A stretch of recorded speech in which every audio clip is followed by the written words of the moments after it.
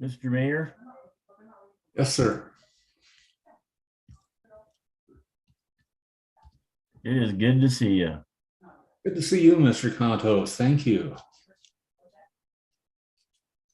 We made it all the way to Wednesday.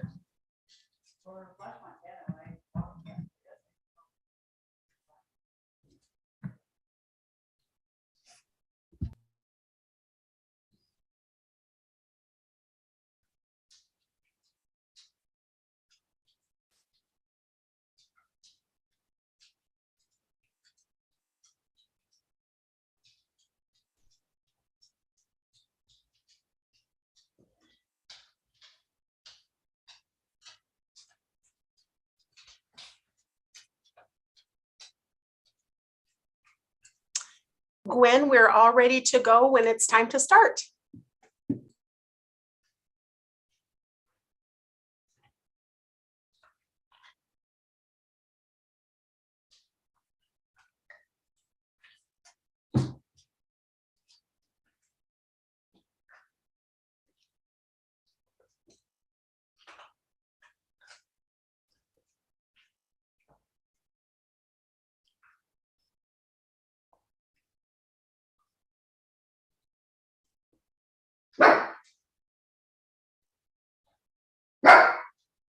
Good timing, Libby.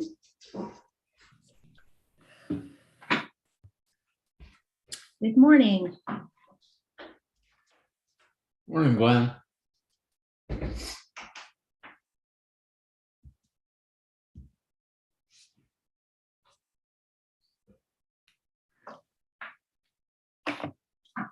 Half the time I join committee meetings and then I have to turn back out of the meeting to turn on my volume because I have to turn the volume off for a full city council meeting. And I can't seem to remember that in between in terms of steps, but I'm all 100% now. And Gwen, whenever it's time to start and you're ready, we're ready back here. Thank you. Appreciate You're that. welcome.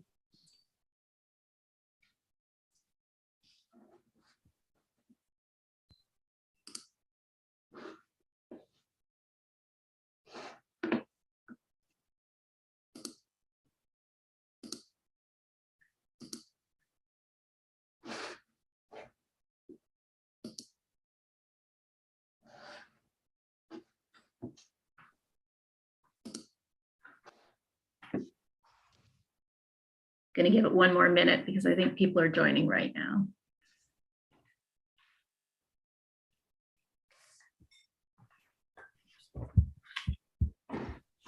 Are you serious?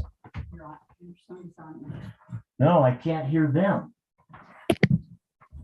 We can hear you though, John.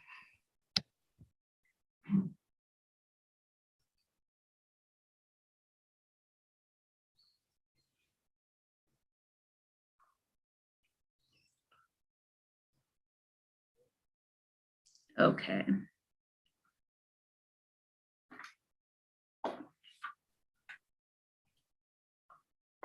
Okay, looks like we've got a fair amount of people on the meeting now. I'm going to call the Budget and Administration Committee meeting to order for the City Council of Missoula. It is June 29th, 2022, and we are still meeting virtually for our committee meetings. Posted on the website and also on the screen in front of us is information regarding joining. If you want to join the meeting virtually, I recommend going to the city website and to the meetings and agenda page, finding this meeting, and you will find a link there so that you can join. Otherwise, you can always leave us a voicemail at 406-552-6012, or you can email council. The email address is council@ci.missoula.mt.us. And Lisa, if you could do a roll call for attendance. Thank you. Certainly. Stacy Anderson. Looks like she's here yet. Mirta Becerra. Present. Daniel Carlino. Not yet. John Contos. Here. Jordan Hess. Present. Gwen Jones. Present. Kristen Jordan. Present. Mike Nugent, Present. Jennifer Savage. Like Jennifer's here yet? Amber Sherrill, Present. Sandra Vasica, Present. and Heidi West. No Heidi. All right, so that means we have 8 people present and 4 people absent. Wonderful, thank you. We have minutes from the June 22nd, 2022 Budget and Finance Committee meeting. Were there any changes to those minutes? Seeing none, those will stand approved, and we will call for public comment on items not on the agenda. If you want to give public comment on items not on the agenda, please raise your hand, which I think is *9 if you're on the phone. Not seeing any raised hands. So we'll go on with our agenda items. The first short item is a resolution regarding water system revenue bonds, and Lee Griffin should be here. Oh, there she is to present on that. Good morning, Lee. Good morning. I'm sorry, I'm having a little bit of technical difficulty, so I need just a second to get that resolution up. But I wanted to I can let folks know a little bit about it, and it is attached within the agenda. This is a revenue bond that will be paid out of water use fees. And this will be supporting $2.7 million of work out in the Setupkin or Build project area, as well as an amount to finalize all of the sort of legal issues dealing with the case of taking over the water company. And so there will be no more of those coming forward. Okay, thank you. Any questions from council regarding this item? Then I would be looking for a motion. Ms. Sherrill. Yep, I'd be happy to make the recommended motion. Thanks. Thanks, and I'll call for public comment on the motion. Please raise your hand if you want to provide public comment. Not seeing any raised hands, so any questions or comments from council? Seeing none, we will do a roll call vote. All right.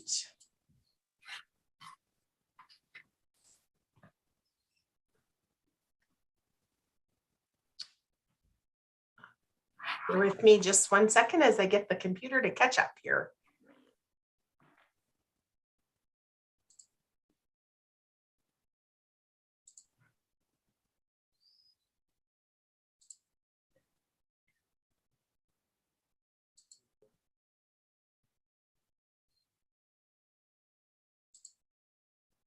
All right.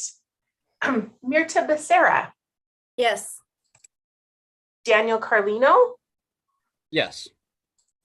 John Contos, Yes. Jordan Hess, Yes. Gwen Jones, Yes. Kristen Jordan, Yes. Mike Nugent, Yes. Amber Sherrill, Yes. Sandra Vasica. Yes. Okay, and I notice, so that's 9 yeses and 0 nos. And I notice Heidi and Heidi West and Stacey Anderson are now here. Will you be offering a vote on this, Heidi? Yes. Okay, sounds good. And Stacey? Yes. Okay, sounds good. So that's unanimous for all in attendance. Thank you. Great, thank you. And that can go onto the consent agenda. Okay, so moving on to thank you, Lee. Moving on to our second item today, we today are discussing the fiscal year 2023 executive budget. So this is the budget that the mayor brings forward and will present to us with some broad strokes today. And basically over the next 5 to 6 weeks, departments will come in and present in great detail and in depth on their department and what is in the budget for their department this year and what isn't. And then in early August, the Department of Revenue will let us know what the actual revenue numbers are. And at that point, the mayor finalizes the budget. If there are any changes that need to be made on information that perhaps comes in differently than we're anticipating, and then it is in front of council for deliberations. Okay, so I just wanted to lay out that structure first of all, because we've got some new city councilors. So having done that, I will turn it over to Mayor John Engen and his staff who are here to present.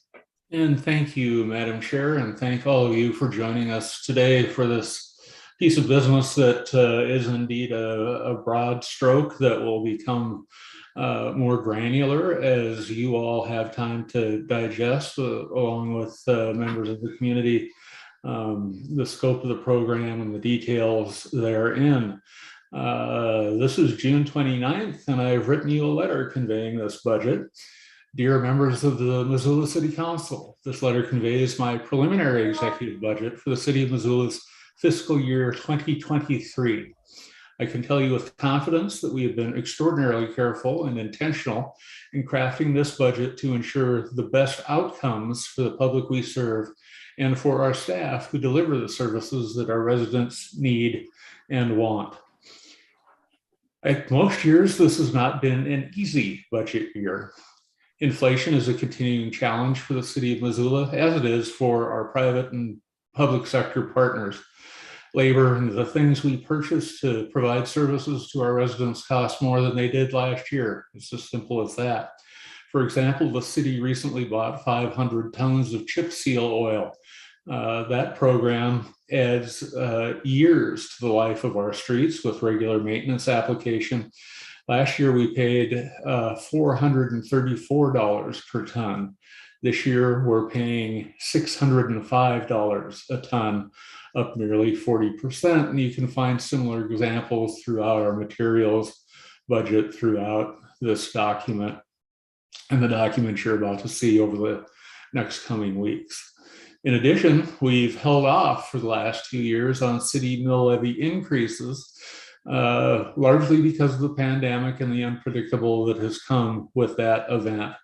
Last year, fiscal year 2022, we reduced city levies by 0.02%. And in fiscal year 2021, we reduced city levies by 0.23%.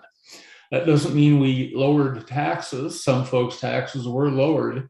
Many folks' taxes went up as a function of reappraisal, and we recognize that. But our goal over the last 2 years was not to add insult to injury if we could help it. So we kept those mill levies flat or below. We are always looking for ways to tighten our belt. And I hear that this time of year, every time we trot out a budget, we need to tighten our belts. And we have the folks who pay the bills at top of mind when we engage in this budget. And we are tightening our belts really on a daily basis. We're engaged in the balancing act of budgeting for a growing community that has high expectations.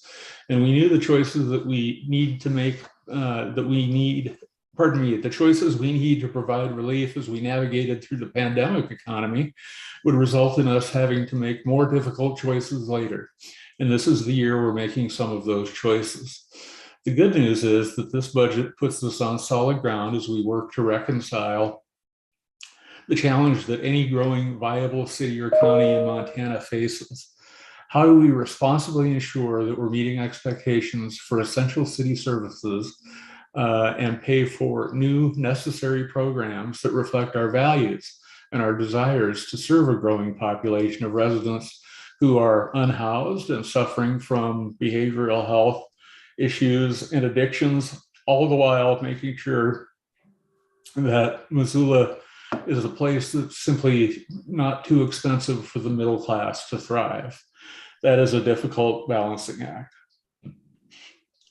We have ongoing expenses in a statewide tax system that doesn't provide local government the revenue it needs. So we're left to cut expenses, increase taxes, find new revenue, and reform the system.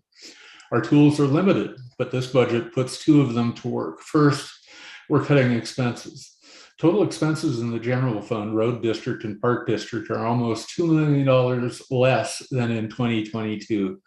You know from your own experience in life or business that you could always put another person to work and increase productivity, purchase a new piece of equipment that doesn't require extra maintenance just to keep it running, or to open a new line of service to address a growing community that frankly won't get done unless we do it.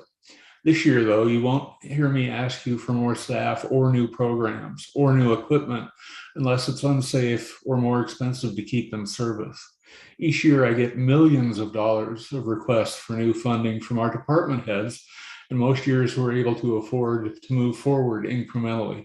This year, we're resetting, holding the line where we can and should be able to keep expenses down.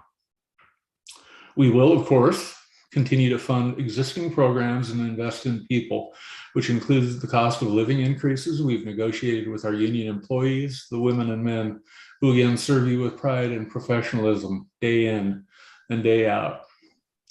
The second and harder part of this recess, which I intend to roll out over 2 fiscal years, is ensuring the city's long-term financial stability through hard decisions about the level of service and tax increases.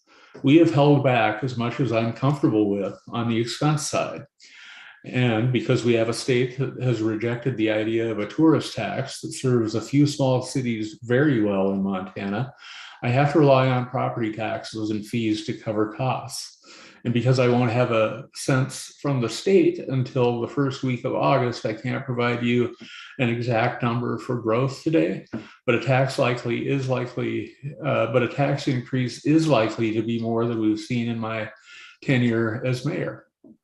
I do know that an increase is unwelcome news, but it will make us comparable to what other cities around the state are doing, particularly because they're rowing in the same kind of boat. As for new revenue, we bring ideas, particularly the tourist tax, to the state every legislative session, and they're dismissed with little consideration.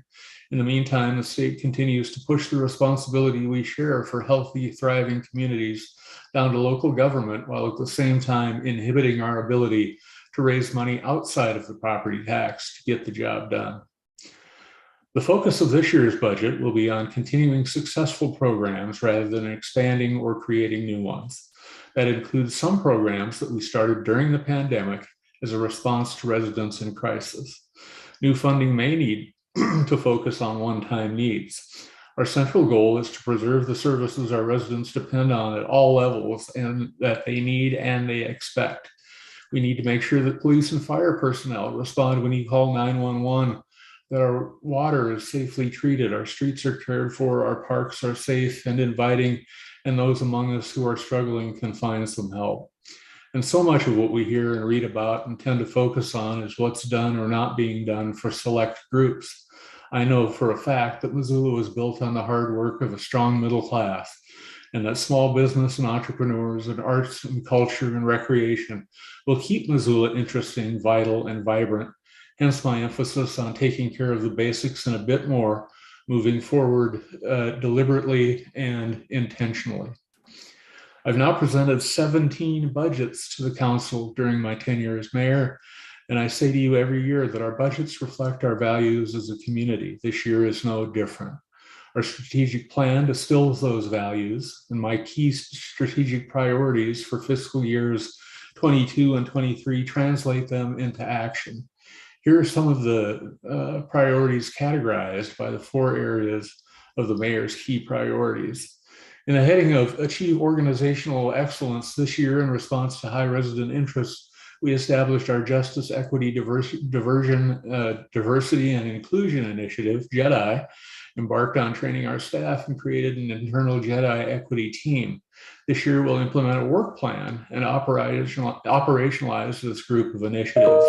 This budget retains our JEDI coordinator and provides $100,000 in funding to implement the work plan. It seems like a long time ago, but 2 years ago, in the less than virtual chamber that you're sitting in now and in virtual chambers, we heard relentlessly from our community that JEDI initiatives were key values and the things that the kind of programming that Missoulians cared about, to the tune of, it was probably number 3 or 4 on our list. continues to be of high priority, but it's long, hard work, and we are continuing that long, hard work. We're doing it systematically and thoughtfully, and we believe that this approach will yield long-term results on the ground that will make Missoula a better place. This past year, we began implementation of SharePoint, a collaboration software to help us work more efficiently. We upgraded our GIS system and implemented a new job applicant tracking system, again, for efficiency. We continue these projects to completion in the coming year, and all of these projects go to making life easier for the residents we serve as they interact with our web pages and complete transactions that way, and also as we communicate with them. We're committed to keeping our talented staff on board in the interest of avoiding the cost of recruitment and training in this tight labor market. A recently completed compensation study gives us a roadmap to implement new non-union pay plan this coming year. And you'll note that in this ever-changing, ever-confusing economy that we're now talking about unemployment on the increase, which just gives me whiplash. So paying attention to this challenging and changing economic environment will be important as we move forward. Under the broad heading of access to quality housing, clearly another key priority for this community, for these council members, and for me. So we've committed to purchasing land banking to partner with the private sector or innovative new development models, largely through the Missoula Redevelopment Agency's investment. In the coming year, we'll position the Sleepy Inn for redevelopment, provide the tools necessary to develop the Riverfront Triangle, and plan for development on the Payne Block, the former public library. We've made MRA and General City investments in Villaggio, Trinity, Casa Loma, and the Rivera housing projects, as well as purchased the Bridge Apartments for the security of its residents in hopes of locating a future nonprofit to partner and operate that facility. In 2021, we permitted the construction of 1,300 and more homes of various kinds, an increase of 193% from 2019.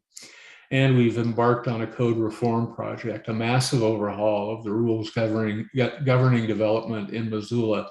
This year's budget includes a $547,000 investment in the project that will continue during the next 2 years, which I know seems like a long time.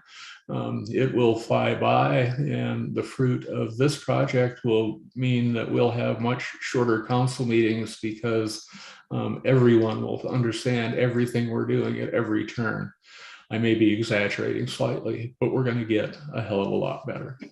We want to continue to invest in community safety and wellness, and this year we'll sustain and continue our mobile support team, a highly successful team that's provided relief not only for first responders in law enforcement, but also in life safety and fire, making sure that folks who are in crisis are being met where they are, and their crises are short-lived, and they have direction to the next right place for them to go so that their help is meaningful and sticks.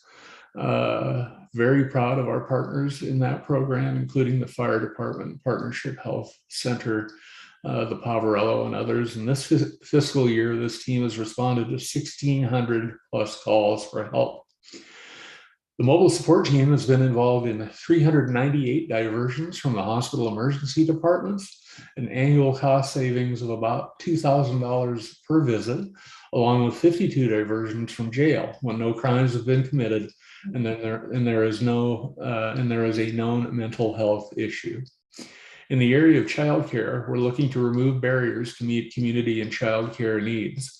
We've allocated about $83,000 in continuing funding so Parks and Rec can continue to operate its base camp program. And while we don't talk about it as such, Missoula, through its Parks and Recreation Department, is likely the biggest daycare organization in the city of Missoula, providing all sorts of programming, as much of that free as possible. We'll also seek increased and permanent funding for critical services such as the mobile support team, a homeless navigation center, emergency winter shelter, and crisis intervention training. We'll invest in our built and natural environment, assets that are precious and rare and not to be squandered. And the majority of these projects are funded with money from outside the property tax system, for which we're lucky. We're maintaining our commitments to make improvements to our water system, investing $19 million in the system in the coming year, thanks in large part to the American Rescue Plan, and because of municipal ownership. We're continuing investment in infrastructure that will improve the transportation network and provide for housing opportunities in the Mullen Road area through the successful implementation of the $23 million build grant project and the Sutupcane area master plan. We're investing $10.3 million in our wastewater facility, including the largest non-export solar project in the state at our wastewater treatment plant as a step toward accomplishing our climate goals. We're continuing to upgrade to the popular Waterworks Hill. We're continuing our upgrade to the popular Waterworks Hill Trailhead project. We will continue to implement our neighborhood traffic management plan, which provides quick build projects that can get safety improvements installed quickly at a fraction of the cost of traditional infrastructure. Our Scott Street development will continue to move forward. It's the largest affordable home ownership project in state history. This is supported in the 2023 budget with a $479,000 loan to support architectural design and infrastructure construction by the Missoula Redevelopment Agency. We're also continuing our Rattlesnake Dam restoration project. We've removed the dam. Next, we'll build the East Side Trail Network, creating yet another area for outdoor recreation and for the public's use. Through MRA investment, we'll design a bicycle pedestrian crossing at the Bitterroot Branch Trestle, something we have worked on for many years and we hope to accomplish quickly this year. And we'll complete West Side Park and plan for other North Side and West Side Park improvements. In closing, what I'm presenting to you today reflects an approach that's at work today in the public and private sectors. As business organizations and institutions, we are committed to the long haul, making the best choices we can in an environment that's mighty hard to understand, but as so many have said before, this is all unprecedented to the point that there is now a shortage of crystal balls. What we lack in skills to make great predictions, we more than make up for in experience, dedication, and practicality.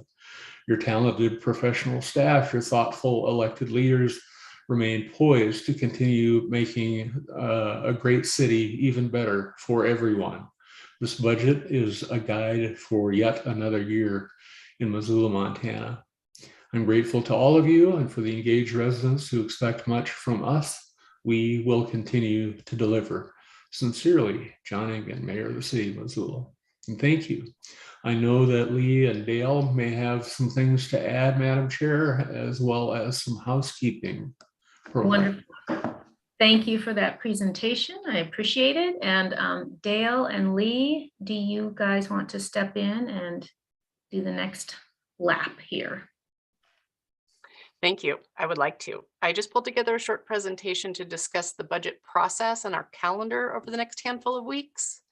So that folks understand what we're in for and how all of this rolls.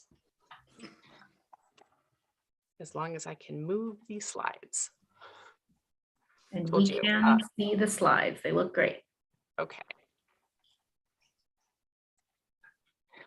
So our budget process actually begins in February when we start working with departments to review budgets and project performance.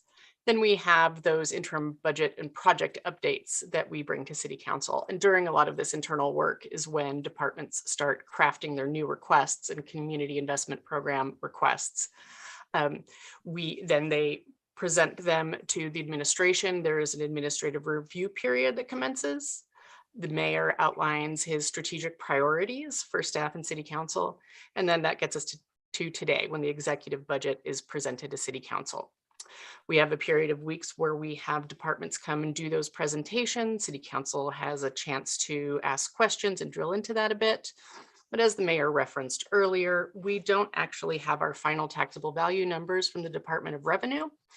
And we're not going to estimate them for this year. It is a new valuation year. So we will wait until August 1st when we get those.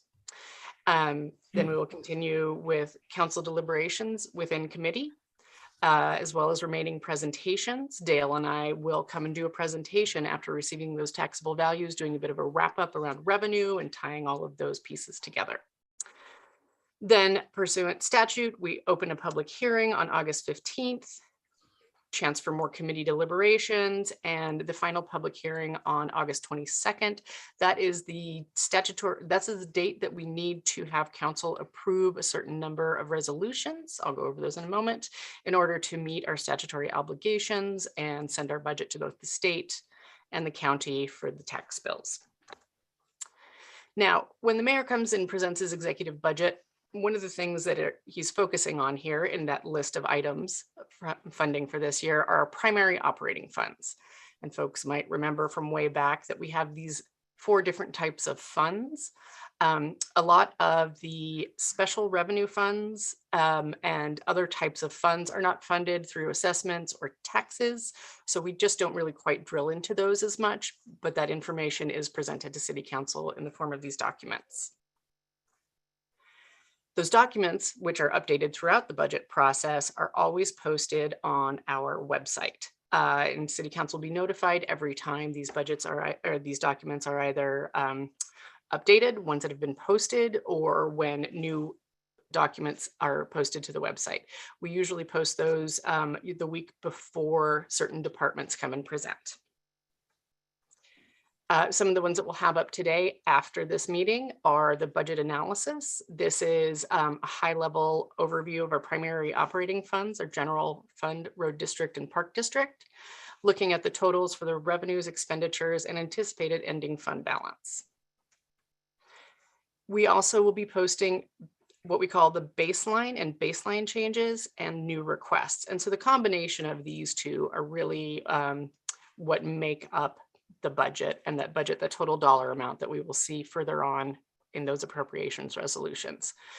Baseline lists all of those major operating funds and departments, and we'll have discussions on any changes that have happened throughout the year. And so folks can see why some of those baseline items do change.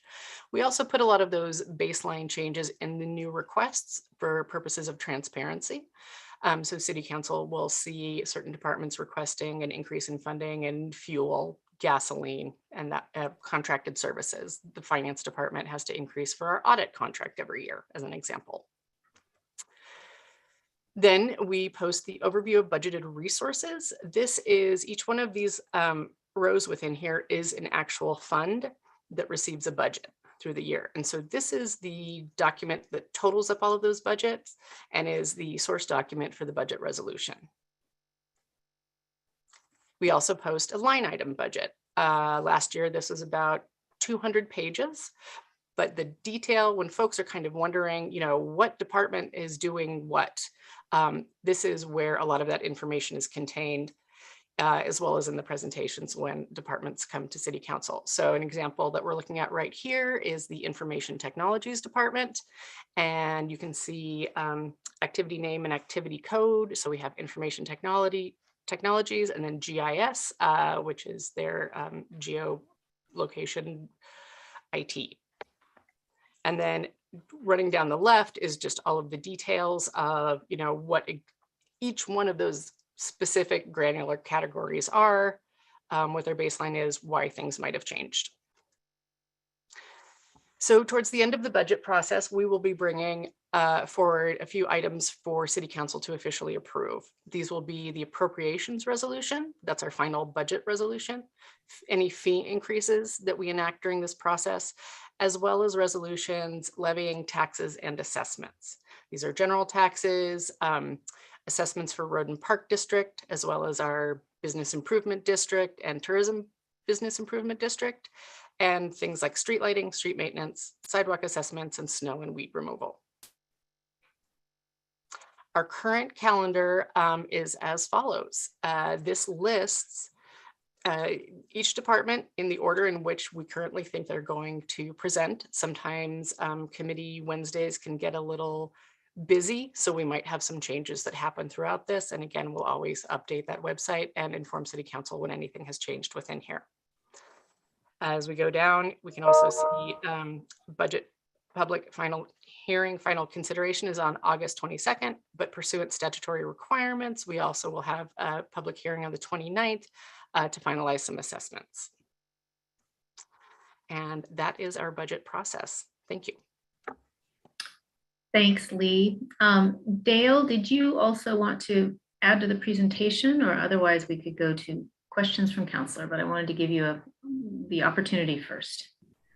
No, I think we're ready for any questions, and I think we're looking forward to a good budget summer. Excellent. It's going to be fun. Okay. Any questions from council regarding all of the information that we've had put in front of us? It's kind of like starting to take a bite out of an elephant. There's just a lot, and we'll cover a lot of information this summer, but this is a nice overview. And so if anyone has questions, raise your hand. Mr. Carlino. Thanks. Yeah, I was just curious if we're planning on spending the other 7 million or so of ARPA funds that we have, and if you could just give like a brief explanation of where those are going to be going towards. Dale, is that Dale or Lee? You can Yeah, I'm happy to answer that question. So we're ending the fiscal year FY22. We have about $8 million of ARPA funds available. All of that is included in the spending of the mayor's FY23 budget. Most of that is going to help fund the programs that that were established during the pandemic, such as the mobile support team, Operation Shelter, support of the Affordable Housing Trust Fund, those types of things. Though there is approximately $3 million of it that is needed using the revenue replacement provisions of the American Rescue Plan Act to balance the general fund budget.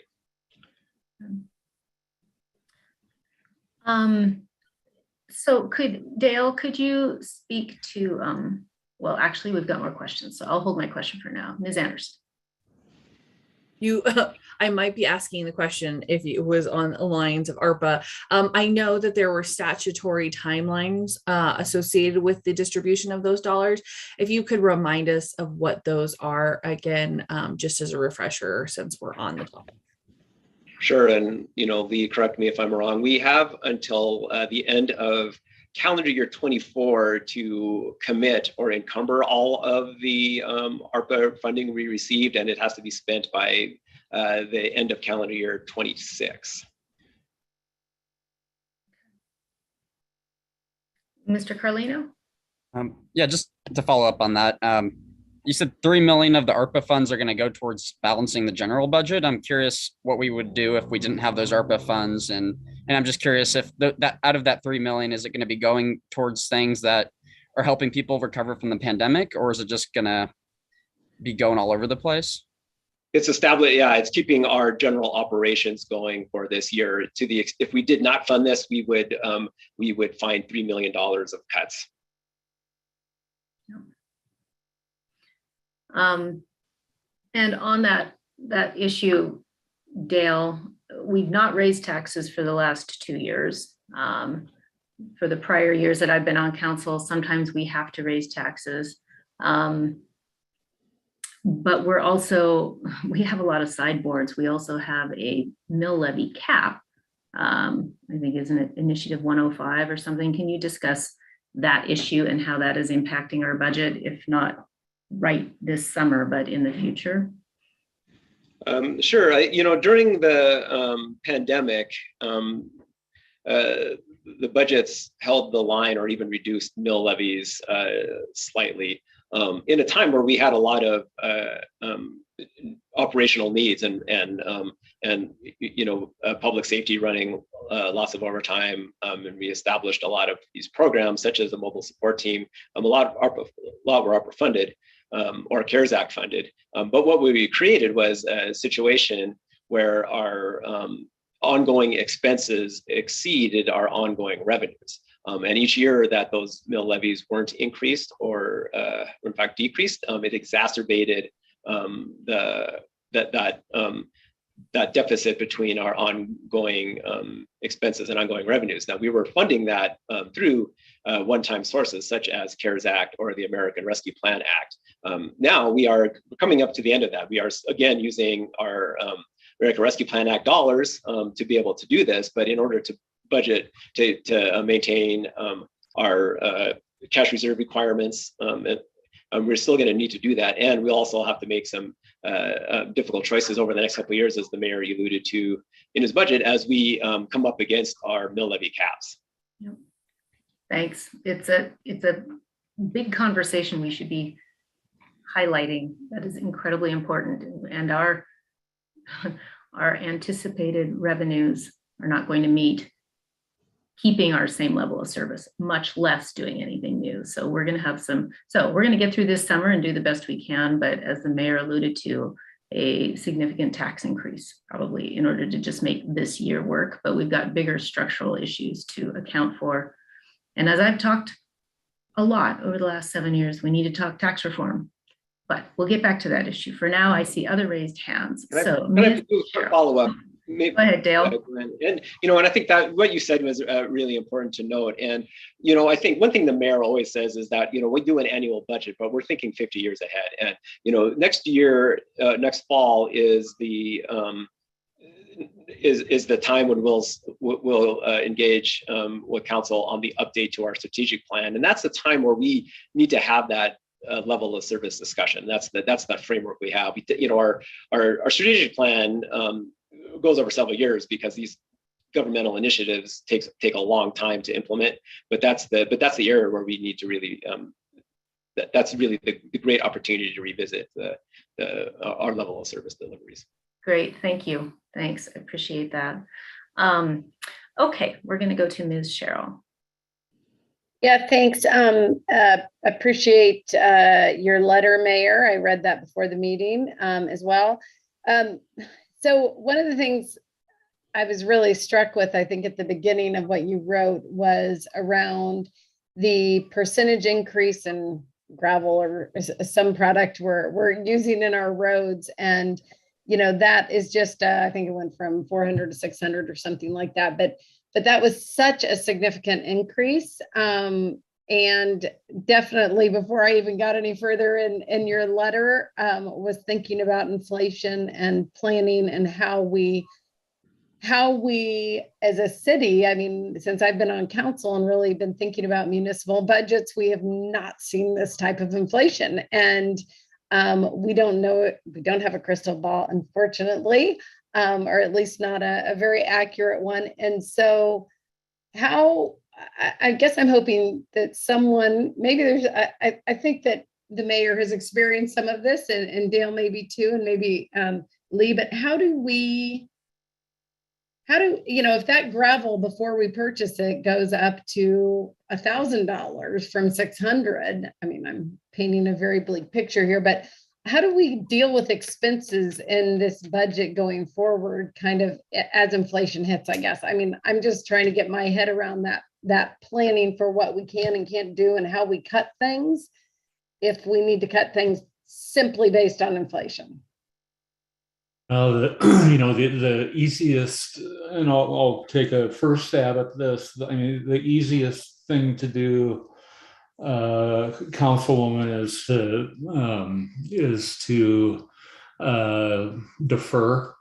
So deferring maintenance. I mean, all of these projects need to happen because there are ongoing consequences of not taking care of your house. But there are things that you might be able to push off a year or 2 years. Eventually they come home to roost. So as a best practice, you don't engage in that. You have a conversation with the community and with the governing body and administration about what our level of service should be. There are communities now where you're going to see brown park lawns because that's a choice that those communities have elected to make. They're not gonna water the grass, or they're not gonna mow as often. So you start to look at some of those, pardon me, day-to-day operational things that add up over time. I'm not an across the board cutter. I don't say, here's, you all give me 10%. I want 10% from everybody, because of the nature and scale and product of departments just doesn't, it's impractical. So we'll be looking at all those practical ways again to further reduce expenses as necessary. The balance, again, it's such a balancing act. And at the end of the day, we were put in these positions to make difficult choices about what Missoula looks like 50 years from now. And if I were to sit here for the next 4 years and punt, we could do that pretty easily. We'd figure out a way to punt all of this down the road, but we'd have a much different place in 50 years than we'd have today, and not a place, I think, where we want to be. And that search for new revenues is always a piece of the puzzle. And there are skeptics among me, and I don't blame them for being skeptical as to whether or not we can make a case to our sisters and brothers in rural communities, and mostly in eastern Montana and at the legislature, that new revenue is good for everyone, and new revenue as a function of a tourist tax is even better, because it's new money that largely comes from somewhere else and helps reduce property taxes. That is a tool that's not available to us, and I think we need to keep knocking at that door and really consider. Last session, Senator Barrett at the time had a property tax gap measure in place that provided some creative relief, provided communities reach some thresholds. There are a lot of sophisticated ways to do this. I can tell you the way we're doing it today is anything but sophisticated.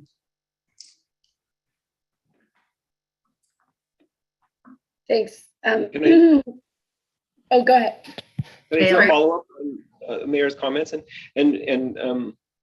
Councilmember Cheryl's question? I think, and one thing I wanted to highlight is the parameter the mayor gave us related to what you'll see in new requests as the departments come forward and explain what was funded and essentially the consequence of what wasn't funded.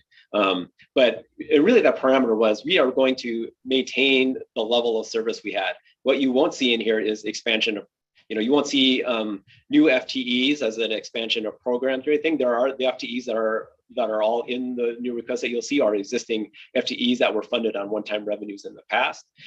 What you'll see is baseline increases that are requirements, and those are the things that take care of the inflationary items like you're talking about, Amber. And those things are in the base. Those are, to the extent we put those in the base. But that's what this budget is about. Is it's really focused on keeping the programs that we've had going at the same level as we had in the past, and looking towards next year's budget, where we are. This budget is still carrying over some of that. Of our ongoing expenses exceeding our ongoing revenues that we'll have to take care of and develop that long-term strategy through our strategic plan to figure out our approach to that. Thanks. Ms. Cheryl, did you have a follow-up?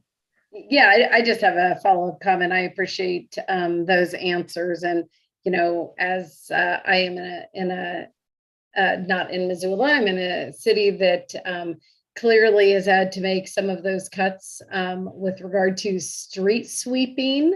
And what I can tell you is you don't really notice when a street has been swept, but you really notice when it has not been swept. So, there are, keeping the level of service, I think, is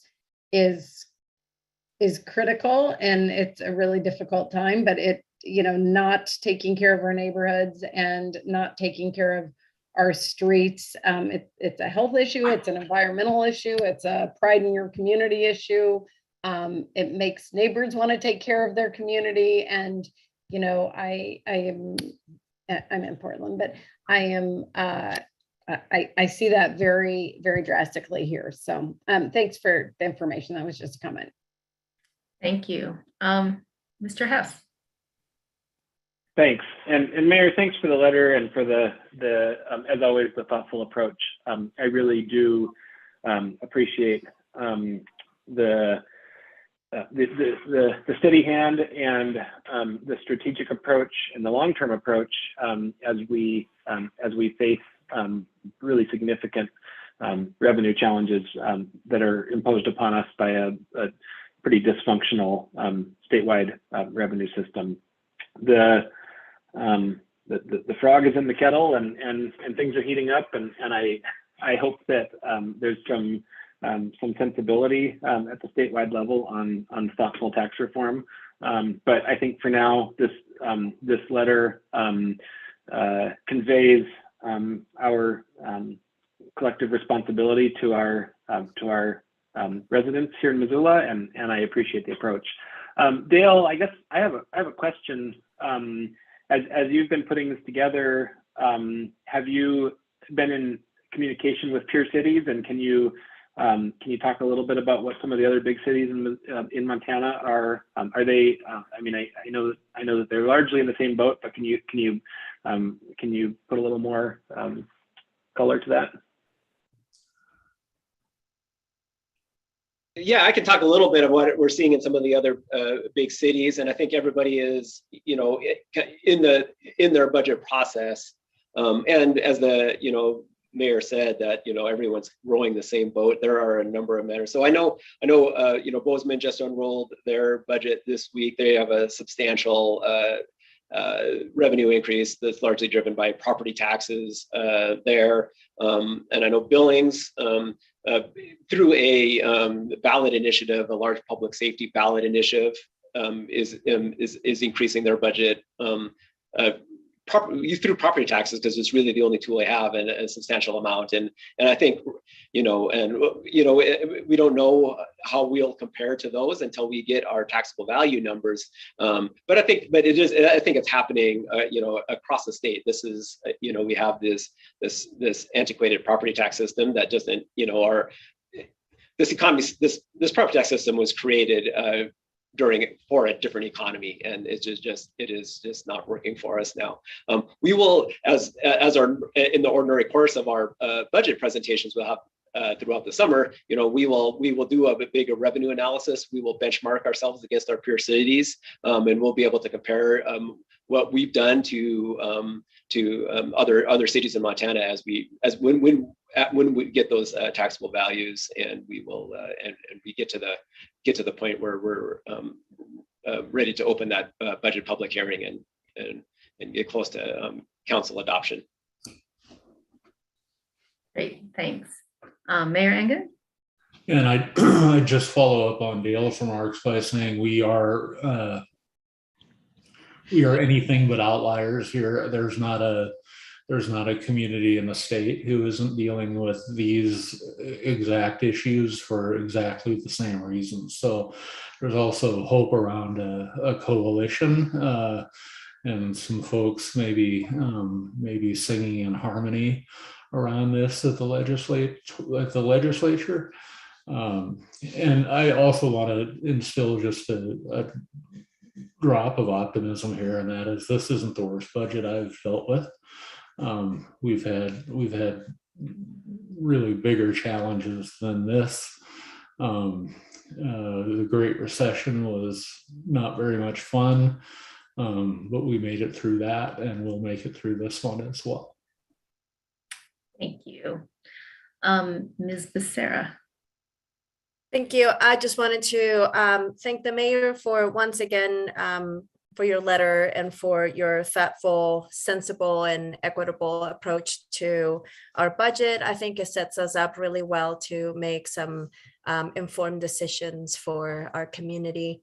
One question that I had for Dale is, there are some departments that have positions that haven't been filled yet. Those have not been taken out of the budget, correct? Those are going to continue to, we're going to continue to recruit to make those departments whole. Particularly, I'm thinking of CPDI. Yes, we will continue to recruit and try to retain current employees, current FTEs. I'm pleased to report, I think at last report, that CPDI is actually fully staffed and getting everyone trained and up to speed there. So that's great news. But we have significant hiring challenges across the city. Continues, and we're still working on those. Great, thank you. Thanks. I'm going to call for public comment in case anyone attending wants to raise their hand and provide public comment on this item that's in front of us. I'm not seeing any raised hands. So back to council. Dale, I did have a question. On the ballot last fall, the community of Missoula approved a small tax on cannabis, on marijuana. And how is that playing it? This is the first teeny tiny bit of property tax, of tax-based making it more diverse, I guess, this issue of getting money from somewhere else besides property taxes. And how is that? What are we looking at? Yeah, that's a good question. So yeah, last fall, the county commissioners put on a local option marijuana sales tax. It was 3% that is allocated 50% to the county, 45% to the city, and 5% is administrative costs.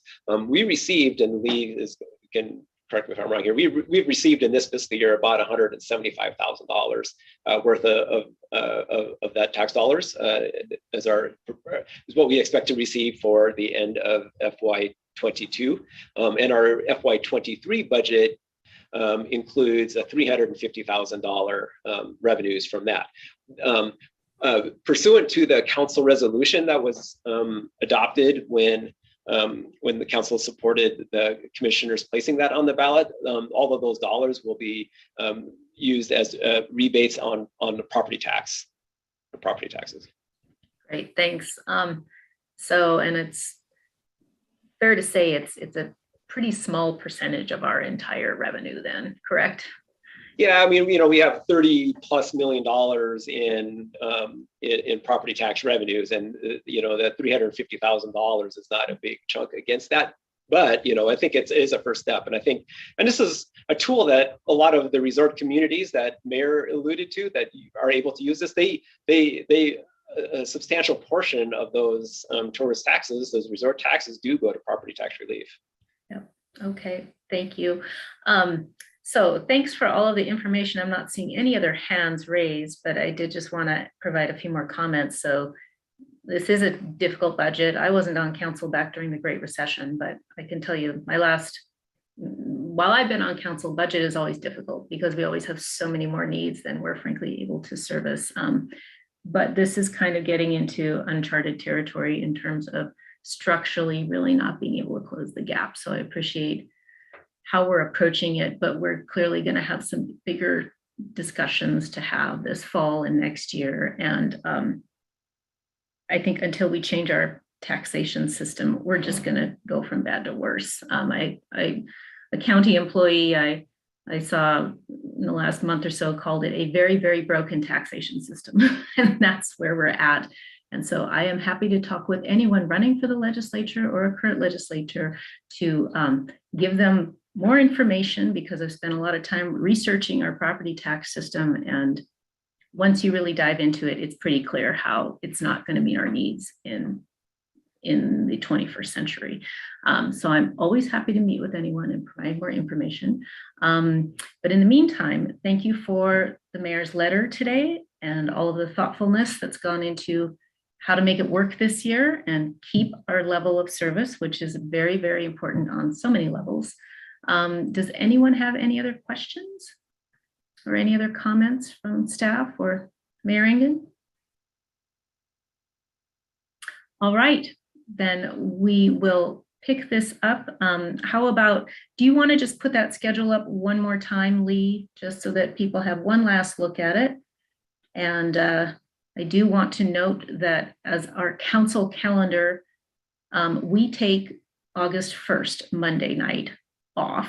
That is a vacation day for us. But the next few weeks are very, very important, and I hope counselors are able to be attending those meetings in person or virtually, because that's when we really address the budget. So just wanted to highlight that for everyone. Thanks, Lee. Okay, so we're at June 29th, and we'll be hearing all sorts of different departments present. And then, let me see, August 15th, the public hearing will open, and we'll start council deliberations and finalize it the following week. And we'll be having committee meetings in the meantime, working on the budget, starting in August also, after department presentations are done. And then August 29th, we finalize the road, park, and other districts. Thank you. Thanks, Lee. You can just take that down. Any other questions from anyone?